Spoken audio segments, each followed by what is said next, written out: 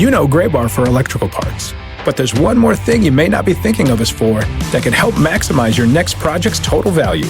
Our pre-project planning services are designed to help you win the bid, save on labor costs, and keep your installers productive across your entire build. The sooner you call us, the better. Because when we're there from the beginning, we can anticipate your needs and help you solve problems before they become problems. Yep, Graybar does that.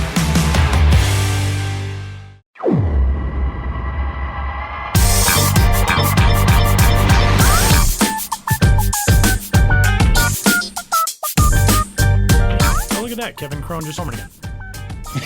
And again. And again. And again.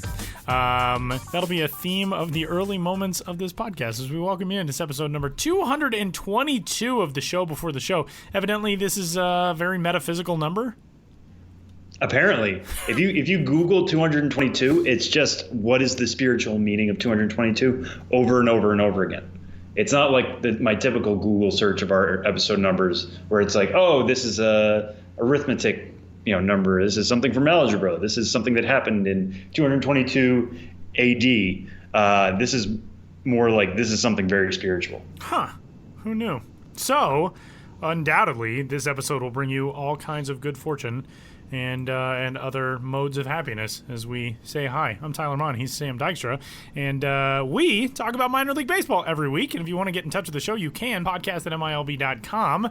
And you can give us a rating and a review and a subscription wherever you find us on all of your favorite podcasting applications. Nobody calls them that anymore? Is that not a thing? Yeah, this is a podcast from 2007 where we don't know what we call things. There's an application for that. Remember that catchy catchphrase that Apple put out there? There's an application for that. I think that was how it went. So we'll get started on Three Strikes for this week's episode with the first topic of the day today as we enter the final, really 3 weeks of the minor league baseball regular season. And Kevin Crone, who continues to do nothing but obliterate baseballs in the Pacific Coast League, last night 3 homers to set AAA Reno's all-time home run record, and a guy who has now belted like 1,000 of them this season combined across his technically couple of levels. He actually played a game in the AZL, the rookie level AZL, earlier this season, and he homered there as well. So he has 37 homers now in 69 games. Very nice season for Kevin Crone between 2 minor league levels. But his big night last night, we're recording this on Wednesdays. That was Tuesday the 13th. He could have another 3 tonight. Who knows what he ends up at by the time we release this on Thursday. But we're getting down to this final stretch in the regular season, which means that the Bauman Home Run Award is set to be delegated to somebody. Whoever captures the crown with the most home runs in minor league baseball will earn that distinction here in 2019. Kevin Crone has been doing impressive things power-wise all year. And Sam, what else is factoring into this race right now? That's a guy who's only played in 69 total minor league games this year. He's also played 27 in the big leagues this season. He's got 37 combined homers. But what are the odds right now, and who's got the inside track for this?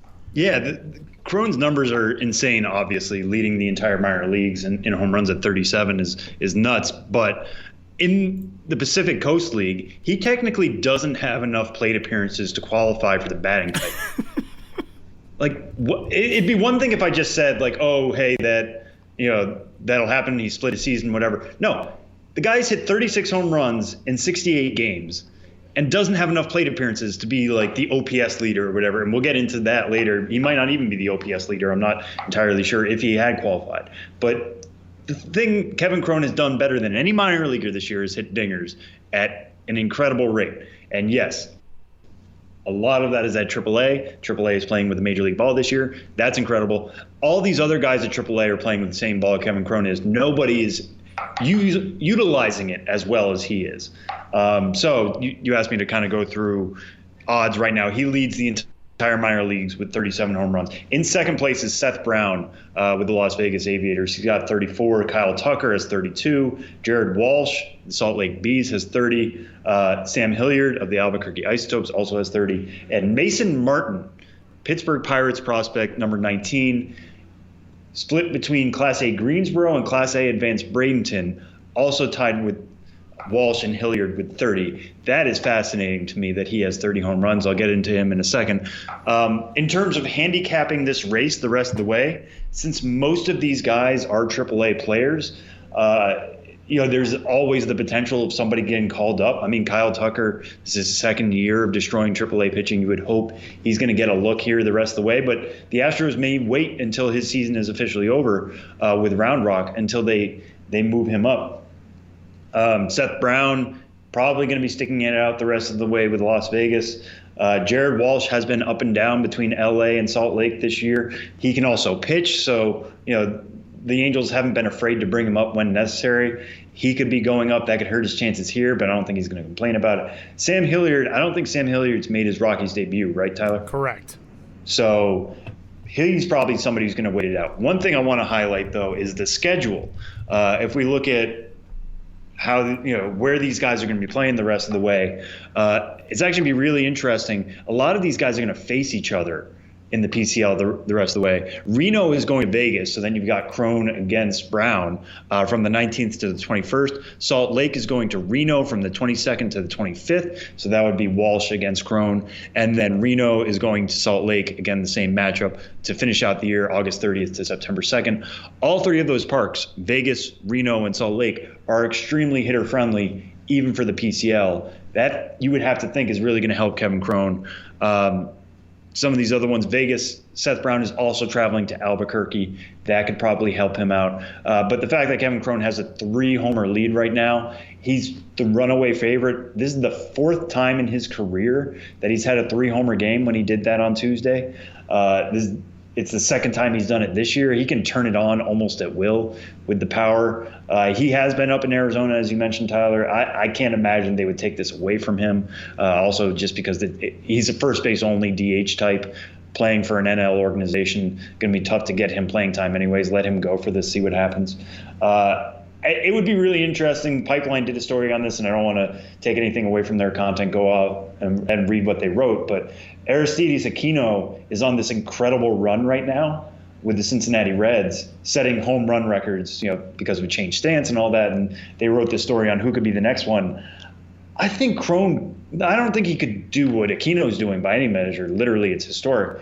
But I think with playing time, he could be a 30 home run hitter in the major leagues. He just needs that playing time. Whether that's going to be in 2019 or 2020, we'll have to see.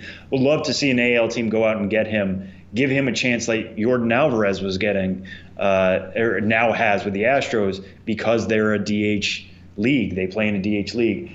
So Kevin Crone, what he's doing this year, absolutely incredible. What he's going for next, I would say, and I'm sure he's going to accomplish this, is since 2010, so this decade, the most home runs hit in a season, in a minor league season, was Dylan Cousins hitting 40 in 2016. I don't think Kevin Crone's going to have that much difficulty beating that, but we have less than 3 weeks to go. Crazier things have happened. We'll have to see. Mason Martin, though, shout out to him again real quick.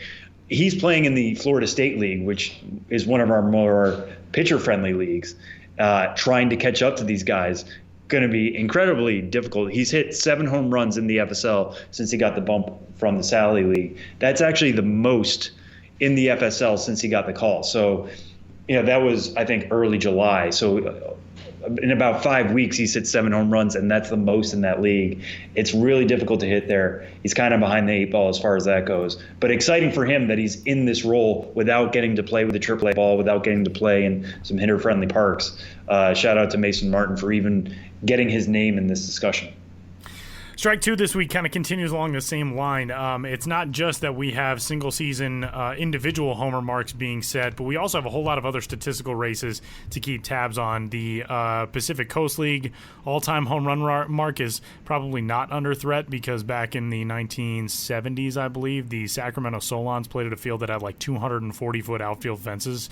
Not kidding. Josh Jackson wrote a story over this past offseason, which he talked about that a little bit. But the modern era PCL home run record under assault. There are strikeout records as well for teams and for individuals. Give us some other stats to keep an eye on in strike two in this these last few weeks of the season, Sam. Yeah, one guy we didn't mention for the home run total because he has 27, which in a normal year would be great, but is Ty France. We've mentioned him a bunch of times on this podcast, I feel like, over the summer. And yet it still feels like he's sneaking up on us because he got a major league look, did not do well there, got kicked back to El Paso, wasn't a big prospect for the Padres coming into the season anyways, so he's going to get overshadowed by Luis Arias and some of the other bigger names in that system, never mind just at El Paso. But as of today, he's hitting 399 with El Paso. Last year this time, we were freaking out about Vlad Jr. potentially hitting 400. Ty France is right there. I think up until a couple days ago, he was hitting as high as 403. And again, playing with that ball and playing in those parks, it's always going to be within the realm of possibility for him, given only 3 weeks. Like, to bet on somebody getting 400, I would never say to do that. You think the stats are going to come crashing down at some point. Things will even out. 400 is extremely difficult, getting 2 hits in every 5 at-bats. But this is who he's been all summer long, is this kind of elite hitter in the PCL. Not as much power, but making it play every other way. So that's something everybody should be keeping an eye on. One other one I have my eye on is the hits race in overall minor league baseball. As of the other day, or as of today when we were recording this, Gavin Lux was leading minor league baseball with 147 hits. In second place was Xavier Edwards. And Xavier Edwards, another guy in that Padres system, Gavin Lux having the season of his life, obviously, as he's pushing for the major leagues. It was 147 versus 146. So that's going to be really fascinating to see, how they can kind of hold each other off. I don't think it's a race necessarily we pay attention to, but Edwards being somebody who's clear hit tool, that's where it's going to get him higher up the San Diego chain. Is he's going to get lots of hits. He talked to me about it. He's going to use his plus, maybe even 80 grade speed, depending on who you talk to. He's going to get his bunts when he needs to. He's going to do whatever he can to get on base, whereas Gavin Lux is just using elite bat speed. He hit a homer the other day that looked like the ball was down around his waist and inside, and he had his hands high up, and they just went out and got it. He's going to get his extra base hits. He's going to get his home runs, but he's still going to get his hits as well. This isn't just an all-out approach. Seeing those very two different types of offensive approaches go up against each other for a hits lead is really fascinating. One other one I want to throw out real quick that I find interesting is Joe Ryan in the Tampa Bay Rays system was leading minor league baseball in strikeout percentage at the time he moved up this week from Class A advanced Charlotte to Double-A Montgomery. Joe Ryan, not necessarily somebody who was on everybody's radar, especially in that Rays system. He wasn't even ranked coming into the year. He's currently at 37.2% for his strikeout rate. This is somebody who was a 7th-round pick. He's very fastball heavy. The Rays have said we're trying to work around that and get him to work more on his slider, more on his curveball, more on his changeup. They feel like that's coming around, and the more he's able to do that, the more strikeouts he's been able to get. But his fastball just relies on deception. It sits in the low 90s now. That's a little bit of a bump up from where he was in college.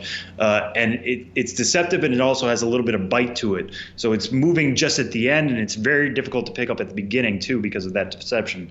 What happens to him, and can he continue to lead minor league baseball in strikeout percentage now that he's moved up to the Southern League, will be really fascinating.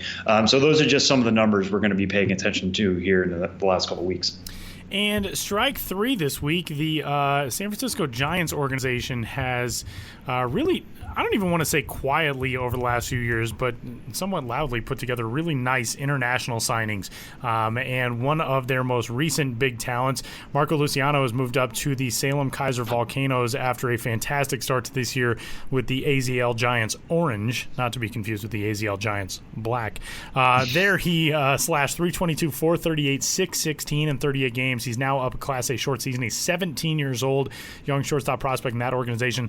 The Giants have really reined in some pretty impressive talent on the international market, and Luciano's going to be a fun one to watch. He's currently the 3rd-ranked prospect in that system.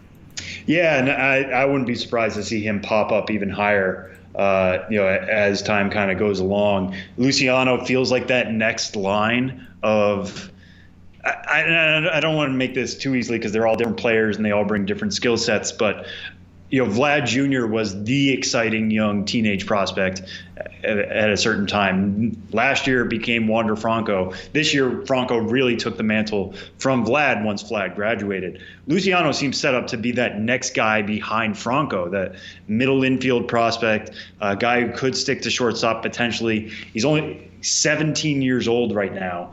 Which is absolutely incredible. And given all, as you mentioned, all the things he's been able to do in the AZL, to see him get this bump, he was signed in July last year for, I think, $2 million and change. So not a small signing by any means. The Giants knew what they were getting in him, somebody who could be above average with the hit tool, above average with the power. But he's going to grow into this even more, 6'2", 178 pounds. It'll be really interesting to see where the power can go, because he had 21 extra base hits in the AZL. 10 of those were already home runs. What happens when he matures more? Where is that power going to go? And what does that mean for the rest of his skill set? Right now, he has about above average speed, and he stole 8 bases. But what happens when he gets a little bit bigger, fills out a little bit more? Is that speed going to go away? What does that mean? He's got a plus arm. He's got 5-tool potential. He just needs to show it. But the fact that the Giants sent him stateside this quick are already pushing him to the Northwest League. Some struggles early. He's only 1 for 11 with 2 strikeouts in his first 3 games, but everything else in the profile, to see him get tested like this, no matter what he does the rest of the way, is just going to be gravy. Los Angeles Dodgers organization coming up next. DJ Peters joins us from AAA Oklahoma City on this week's episode of The Show Before the Show.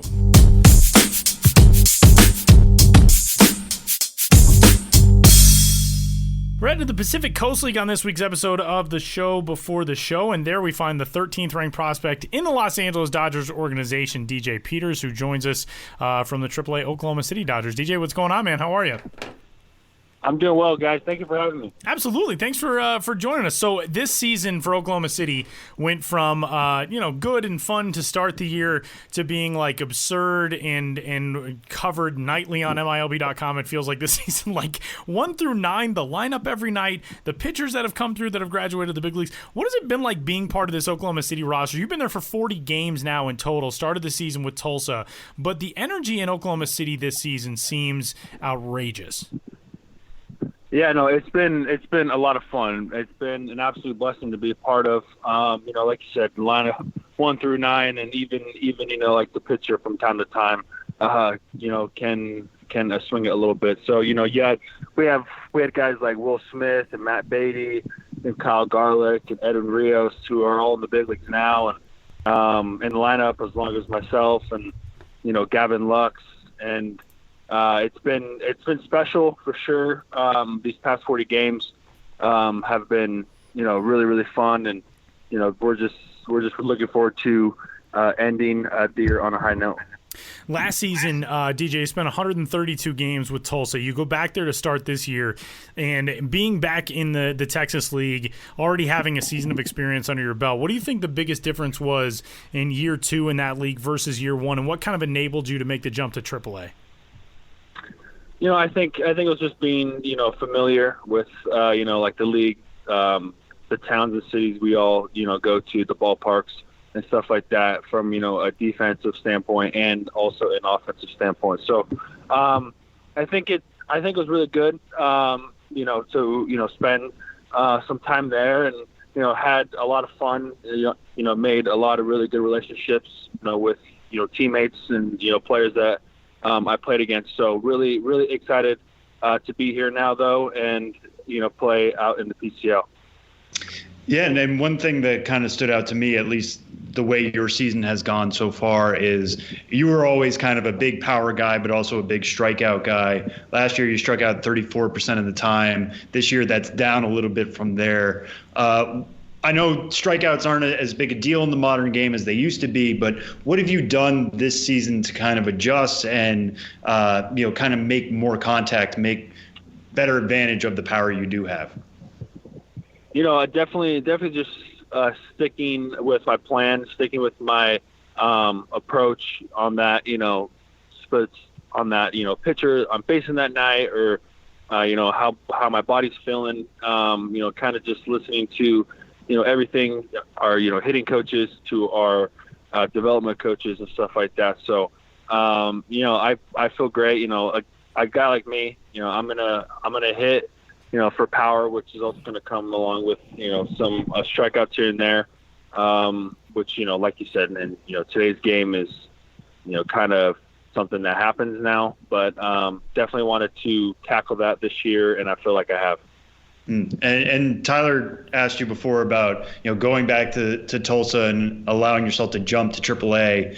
This year, the jump to AAA is like no other year because of the new ball and the way offense is interacting there. What did the Dodgers do to you, Gavin Lux, all those guys who have come up from Tulsa to prepare for the new environment at AAA? Obviously, it's nothing you've ever seen before, but it's also something that a lot of people have never seen before in the way that offense is reacting there. What were you guys doing to prep to that jump to the PCL?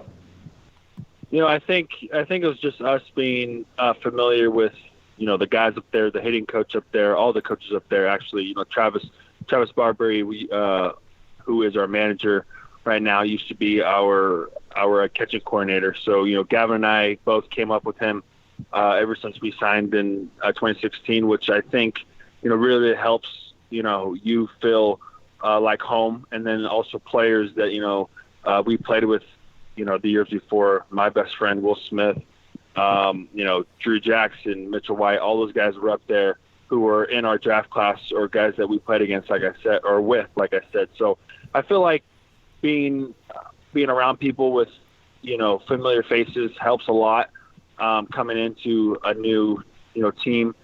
And, the balls, they are what they are, and definitely helps out the hitter. But, some of these ballparks we play in are either hitter friendly or pitcher friendly too. So. And you kind of touched on it there. There's just a load of talent that you guys have all come up together and played at similar levels and are all obviously either one step away from the majors or right there in the major leagues currently. What do you think about the Dodgers' developmental philosophy or plan, or what has Los Angeles done for you guys to get you all in this moment, together and developing in the right ways to make you guys major leaguers? What have you learned about that process specifically from the Dodgers these last couple of years? I think, personally, I think the Dodgers do it the best out of any other organization, or even maybe in franchise in all of sports. And developing players, developing the human being, developing the man first, and then like the baseball player will follow. Obviously, we're all here because we have some sort of talent, whether it's just a couple things or all of them. So I think the Dodgers are really big on developing the man first, growing as a person, as a teammate, and then they just let the baseball side take over the abilities, the skills, the talent, like I said. So I think that is the biggest separator between the Dodgers and other teams. And then also them just letting us play, letting us be ourselves, letting us grow as players, as men. DJ, one of the other things that's kind of a growth point on the baseball field, and you touched on this a little bit when Sam talked about getting that the bump from AA to AAA, and with the strikeouts and all that type of stuff, and working with your coaching staff. Your walk numbers have been really, really good in AAA also. In 68 games at AA this year, you walked 28 times. You're only at 40 games in AAA, you've walked 26 times. To make that adjustment into, especially kind of know how AAA pitching staffs are going to be attacking you versus what you saw in AA, what do you attribute that to? Your on-base percentage is up almost 100 points. OPS is up almost 300 points. Like, being able to get on base, where does that come from at AAA? I think it's, like I said before, sticking, with my plan, sticking with my, go zones, my attack that day, and, not expanding, which is going to happen from time to time, but you want to kind of minimize those, chase numbers. And I think it's, like I said, just, buying into that, plan and approach, sticking to it, not giving in to, one pitch or an at bat, or throwing away a pitch or throwing away an at bat. You've also got 2 stolen bases this year, and I'm going to need to know the stories on those. Give us the breakdown of the wheels. So, I would consider fast for, my size play, center field. I play a majority of center field. Yeah. And, once I get going, I'm pretty fast, and, stealing bases has never really been one of my focal points. And I feel like every time I try to steal a base, the hitter swings, it hits it. So, which is a good thing, because that means we're getting hits, we're scoring runs. But, I feel like it'll be, a part of my game that I, work on a little more, this off season, cause just, want to get better in every aspect as I can. So, we'll definitely be, working on that this off season, and, want to steal a couple more bags. Well, it's one of the things that kind of transitions perfectly to what I wanted to ask you about, which is your size. Your MLB Pipeline evaluation says, quote, compared to Jason Worth for his power and surprising athleticism in a big frame, which sounds almost like a little backhanded compliment, like, oh, surprisingly athletic. But to be a big dude, you're listed at 6'6", 225. To play so much center field, to be able to hit for power, you're kind of a unique prospect in that build and how that asserts itself in your skill set. What assets do you think come from the fact that you are a bigger guy, but you can still handle center field and you can do all these things that a lot of other guys who play that position can't? I think it adds a ton of value. I think it attests to my athleticism, and just how fast and good of an outfielder I am. Hopefully that I am. And, I work really hard at it.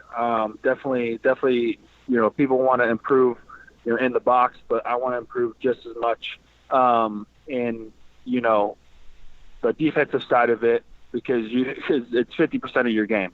And, definitely take very much pride in that, and want to get as good as I can at it and, improve. And I love playing center field, and I feel like, I could play at a very high level. And, I feel like the Dodgers obviously believe in me playing, center field. I play 90% of my games in center field this year. So I love it. And let's jump even further back in your career. You were not once but twice a 36th round pick coming out of high school in Glendora, California. You were a 36th round pick by the Cubs in 2014. The Rangers took you in the 36th round of the 2015 draft, coming out of Western Nevada Junior College. And then the next year, you're still eligible because it's JUCO. You jump to the 4th round, and the Dodgers come calling. Dodgers, you being a SoCal guy, I'm sure that was somewhat special. But take us through that progression. What allowed you in 2016 to show pro teams that obviously had some look at you, that you were worthy of a top 5 round pick? I think I remember that off season, summer and season. I think it was the guys that I was around. My teammates, over at Western Nevada were, awesome. My coaching staff was awesome. Everything about it was just amazing. And, my hitting coach down there, Demo, was unbelievable. Him and I worked every day. I knew what I wanted to accomplish, knew what I needed to work on. And, we did that. And, Tom Kunis, the guy that drafted me, was an amazing human being.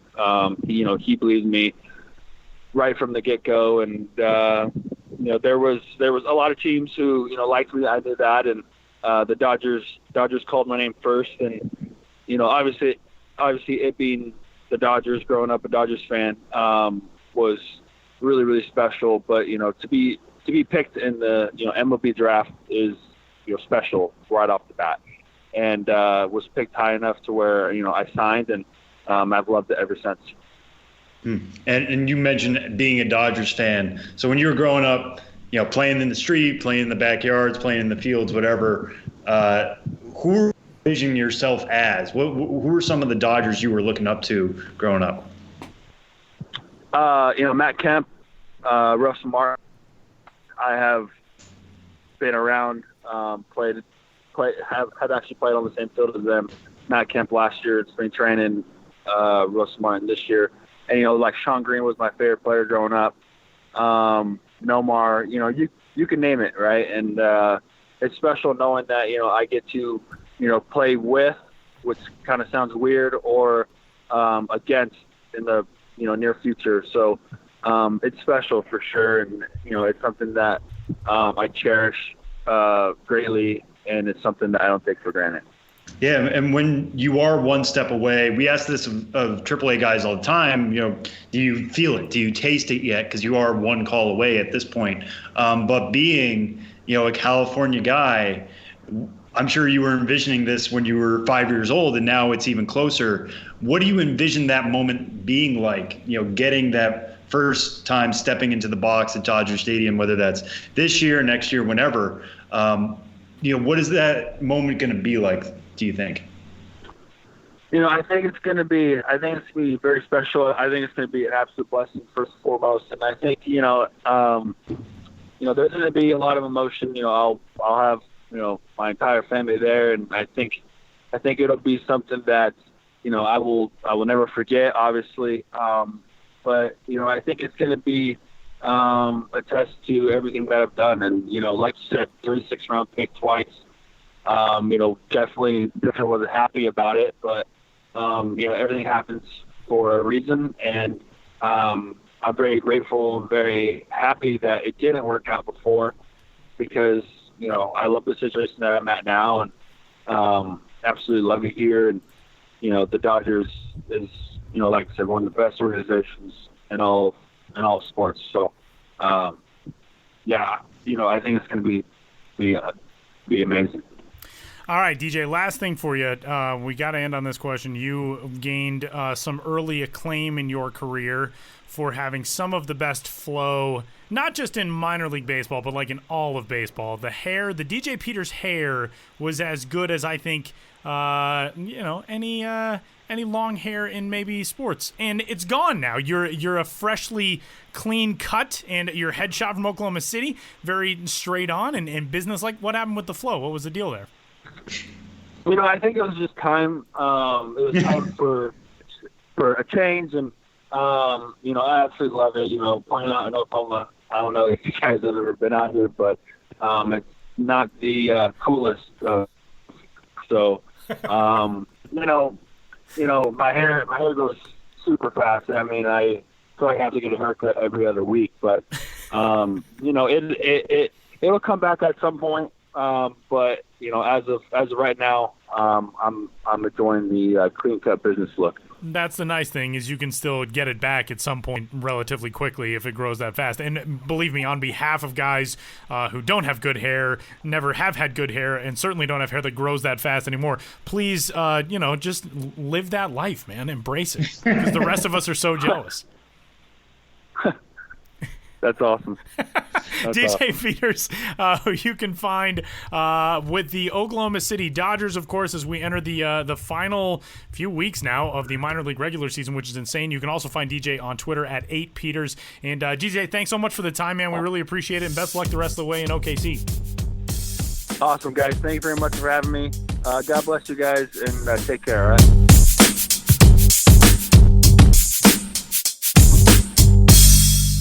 Benjamin Hill joins the show to discuss a whole raft of events and topics and news and things. Hi, Ben. Hello, Tyler, and hello, Sam Dykstra, sitting to my left on a rainy afternoon here in New York City. I didn't realize that. By the way, can it be a raft of events? Is it a rash? Are those both accepted terms? Sam, you're a wordsmith. I've never heard raft. That's an interesting one. I appreciate the visual more on that one than a rash of events. I will say that. Yeah, just picture a raft filled with conversation tops. I honestly topics. I in zero way did this, but I'm now very proud for the way that it is coming out. Our first topic today is about a San Diego Padres prospect named Lake Bacher. And aside from the fact that his first name is Lake, he also attended Wisconsin Whitewater and I just referred to this as a raft of topics. This is, oh man, what kind of craziness. I don't think raft is a term that refers to any of this. I think I just made it up. It can start with you, Tyler. It is now. Why not? Let's make it happen. But this is a really cool story that's come out of Amarillo, and Ben obviously was on the road in Amarillo, got a chance to check out Hodgetown, the home of the Amarillo Sod Poodles, the new AA affiliate of the San Diego Padres this year. And Lake Bacher, who is a pitcher on that squad, and this season has actually been between Lake Elsinore, where he made 1 appearance, and then 21 appearances, 17 starts so far for AA Amarillo. He's had a really good season, but also has some things going on that are outside of baseball. In the 2016 fifth-round Padres selection, he and his team are kind of joining forces in helping to support Lake's father, who is currently in a fight with cancer. Tell us about this story. Yeah, this is a story that'll be up on the site, today, same day this podcast drops, previewing this promotion this night in Amarillo, which is taking place on Saturday, August 17th, Bacher Strong Night. Tyler, as you mentioned, Lake's father, David, was diagnosed with cancer in January 2018, and he and his father are very close, and cancer always hits hard, no matter what the circumstances. So. As he is, working his way up the minor league ladder, he's also, dealing off the field with this really heavy stuff with his father battling cancer. He's currently undergoing his 32nd round of chemotherapy, in less than 2 years' time, in roughly a year and a half. And so basically what happened is, he doesn't go around talking all the time about his father being sick, but of course, he's open about it, and of course his teammates know. And, word spread to the Amarillo front office, who basically had the idea, like, hey, if you are cool with this, and this was just several weeks ago, I talked to the Sod Poodles president, Tony Ensler, yesterday, and I also talked to Lake as well. Just a couple weeks ago, Tony Ensler approached Lake and said, hey, if you're cool with this, we'd really like to get involved with this, help you out, raise awareness, raise some money, to help with your father's expenses. And so this came together really quickly. This Saturday is Bacher Strong Night at the ballpark. So the team is actually wearing throwback style Sod Poodles jerseys. They're Padres affiliates, so they're kind of in the Padres throwback style. And on the back they say, oh man, I'm forgetting what they say. It's right there. No one fights alone. On the back of the jersey it says "No one fights alone," and that's a motto in the Bacher family, that they really adopted after Lake's father was diagnosed. No one fights alone. So the Sod Poodles are saying, we hear that, and that is definitely the case. No one fights alone. So we are wearing the Bacher Strong jerseys during the game. The jerseys will be auctioned off with all the proceeds going to the Bacher family. The parent San Diego Padres have donated a raft of memorabilia. Eric Hosmer, Sean Green, various icons and current players from the Padres have signed, have contributed things that will be auctioned off to raise money. And so it's a pretty cool thing happening at the ballpark. A full-blown theme jersey promotion in support of a player who's going through a something very difficult, involving his family, and supporting the fight that David Bacher, his father, is going through against cancer. And so, how exactly did this develop? I know you said like the team caught wind of it, but how quickly did they put this together?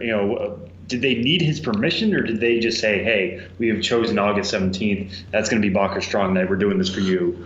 How does the collaboration come around? It only happened about 3 weeks ago. But, yes, it all started with the team approaching Lake and saying, would you be okay if we're going to do this? Obviously, when you're dealing with something of that nature, there's no right or wrong way to go about it. But people have their own personal preferences, whether they want to be out there in the public eye and maybe feel stronger as being part of a community and getting the word out. Other people might just want to say, like, the rest of my life is a distraction from that thing I'm going through, and I don't really want it to become a part of my story when I'm not dealing with it.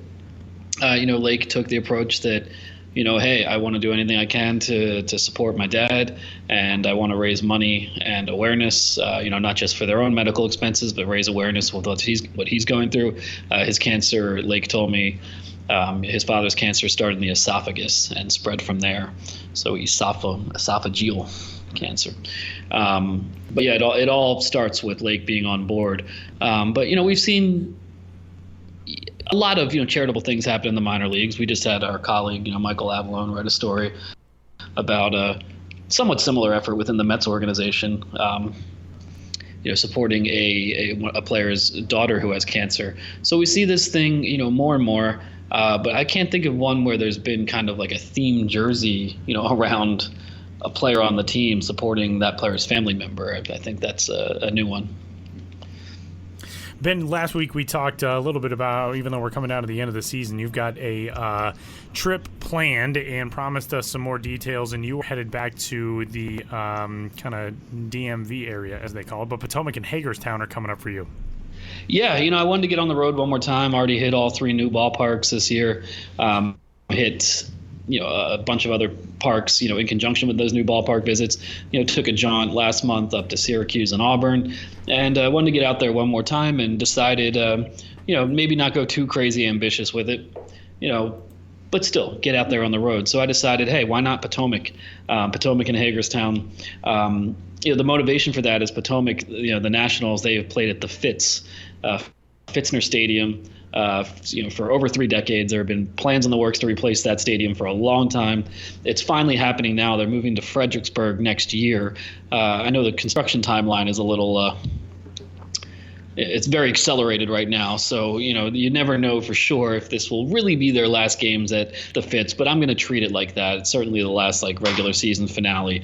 And for all intents and purposes, this is the end of an era at that ballpark. So I will be there for their penultimate and final games at the Fitz, August 28th and 29th. And then from there, making the relatively short drive to Hagerstown and spending 2 nights there, August 30th and 31st. And the motivation for Hagerstown for me was that, I've been to every active affiliated minor league ballpark, and those travels started in 2010. And Hagerstown, I visited in 2010 and have not visited since. So in terms of teams I was just way overdue to visit, Hagerstown was very high on that list. So I figured, hey, I'll see the last couple games at the Fitz with the Potomac Nationals, and then make an almost decade in the making return visit to Hagerstown. And 2 nights at each, I'm planning on getting some good material from that, and that'll tide me over into well into the month of September. And kind of 2-pronged along those directions. With the Fitz, what are you looking forward to when a stadium is closing? I mean, you can't really write about it for the fan to be like, hey, when you come here, go to this concourse, whatever. I remember you did a story a couple of years ago on New Britain.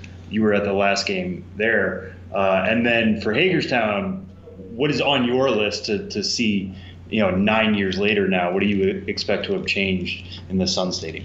Yeah, I mean, well, with the Fitz, I do think that lends itself to a pretty natural story where, I'll certainly talk to the team's, front office about, their thoughts operationally on moving, but also being like, okay, who are some, help point me towards some people, the longtime fans and the people who really made this, gave this stadium its own personality through the years, or longtime game day employees, that kind of thing. You just want to, kind of create a little, like a series of vignettes, giving the overall, just telling the overall story of what it's like to say goodbye to a place. Because, as we all know, it's one thing to follow this world and just be like, oh, God, that stadium is a dump. They need to replace it, and good riddance and all that. But no matter how, out of favor a stadium falls, or no matter how dilapidated it gets, no matter how many waivers or exemptions are granted for it to still host affiliated minor league baseball, it's still an important place for a lot of people. It's where childhoods are spent, where first jobs were had, where friendships were made, and on and on. It sounds corny, but it's true. So I just kind of want to tell that story, what that place has meant to people, because once it's gone, it's gone. And Hagerstown, that's like an 80-year-old ballpark, something like that. That ballpark has been around forever. There have been plans in the works for years for the Suns to leave. They're still there, and they will be there for the foreseeable future. One of Hagerstown's new ballpark plans was maybe to move to Fredericksburg, where Potomac is moving. That fell through a couple of years ago, but Fredericksburg is getting a team now with Potomac. Hagerstown, you'd think long term, this is not a ballpark that's long for this world, but it's been in this world a long time and still hosts it. So, I'm just looking to go there and almost like I'd never been before, and just be like, what's this place like in the year 2019? And talk to some people and hopefully get pointed in the direction of the local eccentrics and local diehards and the goofballs and the eccentrics and everything else that makes minor league baseball great. I'll be on the lookout. All that is coming up. You can follow everything Ben at milb.com/BensBiz, and Ben is on Twitter as well at BensBiz. And enjoy the trip, man. We'll talk to you next week. Yeah, sounds good. Can I ask you guys for a piece of advice really quickly? Certainly. Tomorrow, my softball team has made it to the playoffs, and tomorrow is the semifinals game, and then if we win, it's followed immediately by the finals game. Anyhow, I bought tickets to see John Fogerty at Radio City Music Hall like 5-6 months ago. And I just bought one ticket because I didn't want to do that thing where you buy 4 tickets and then you're like, wait, who's going to this? And you lose a lot of money. I just bought one ticket for myself on the aisle. But, I'm a big CCR fan. We've talked about that before. Never seen John Fogerty live in any context. And so I want to see him. But now I have a softball championship game to go to. What should I do? Ooh. I would put it on StubHub and set it at a price that you would be like, this is what it would take for me to get out of my softball game. And if it doesn't sell for that by 2 hours before first pitch, take it off of StubHub and go to the concert. Right. That's good, sensible advice. Yeah. Let me ask you this: what time are each of these things? Like, conceivably, if you go play in the semifinal game and you lose, and you still blow make it. the show. Yeah. Right, like you could have like a deliberate Buckner moment where like it's ground ball toward you and you're like, I gotta make this show in 20 minutes. Just let it go, let the game-winning run score. Yeah. Sorry, guys, and then run from the softball Bolt field. to Radio City. Is Yeah, there a way to you can Radio make that City. happen? Which actually, this game's at DeWitt Clinton Field, which is like 52nd and 11th. So maybe I could just run to Radio City, all sweaty and disheveled after destroying a season, and catch the encore. Sounds pretty good, actually. I think we have the classic conundrum now. Do you want to hear Fogert or do you want to play center field?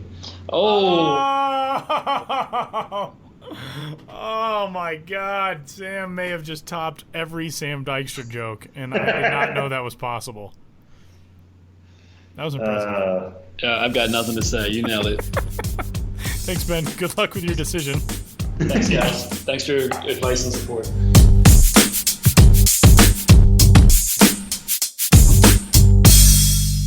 Wrapping up the 222nd episode of the Show Before the Show podcast from MILB.com, MILB.TV, the final few weeks of the regular season. We got playoff races, we got record chases, we've got all kinds of stuff. Sam, what are you watching? Yeah, so starting Thursday tonight when this podcast drops, the Round Rock Express and the Oklahoma City Dodgers, featuring DJ Peters, our guest from this week, will be starting a 4-game set in Round Rock. That'll be really cool to watch because you're going to want to watch Gavin Lux as much as you can. You're going to want to watch DJ Peters after hearing him talk and seeing his 6'6" frame on the screen. Hopefully he can get a stolen base over the weekend after answering Tyler's questions. Hopefully they don't try to do a hit and run on him again. But also Kyle Tucker, who we mentioned in the first segment, going for the Bauman Home Run Award. He's really turned it on lately. He's had a couple games in which I think he hit 2 homers in a game this past week as well. He's going to be going for that, trying to also push for an Astros call-up at some point in September. So lots to watch whenever Oklahoma City is going to face Round Rock. But those are just some of the people you should be watching in that game set. Pick a game, any game between Thursday and Sunday, and I think you'll find a winner in there somewhere. Tyler, what you got your eye on? Yeah, I am watching the Oakland Athletics organization, at least for one element of this for this week. Jesus Luzardo is the top prospect in that system. Last time out in his latest outing on rehab, this time with the Class A Advanced Stockton Ports, he struck out 7 over 3 innings in that game, and I believe was perfect for those 3 innings. Retired the only 9 guys that he faced and struck out 7 of them, which is pretty good. Nope, I lied. He faced 10 batters. I apologize. Gave up no hits, no walks, but he did face 1 extra beyond the minimum. But Jesus Luzardo will start on Thursday, for the Las Vegas Aviators. So when you're listening to this, he'll be starting that night for the Aviators. One other AAA lineup that I think right now deserves mention, the Charlotte Knights in the Chicago White Sox organization. Luis Robert, we know what he's done all season long. Nick Madrigal has really started to come on in that system as well. He had 4 hits last night for AAA Charlotte. That team is at home this week taking on the Scranton Wilkes-Barre Rail Riders until Thursday. Then they start a series with the Columbus Clippers on Friday. That game is a day game. It's a 1:05 afternoon game at home in Charlotte. So if you're looking for something on a Friday afternoon to do that is not work, you can watch MILB.TV, and we promise we won't tell your boss. Or, if you're one of our bosses, that's what we're doing anyway. Right, exactly. It's a work thing. Yeah, that is work for us. Because we're supposed to. So all that stuff you can find at MILB.com and at MILB.TV. And that'll do it for this week's episode. Again, you can find DJ Peters on Twitter. He is at 8Peters. And if you are around the Pacific Coast League and you've got a chance to catch Oklahoma City sometime soon, do it, because that team is a whole lot of fun. And for Sam Dykstra, I'm Tyler Mon. We'll talk to you next week.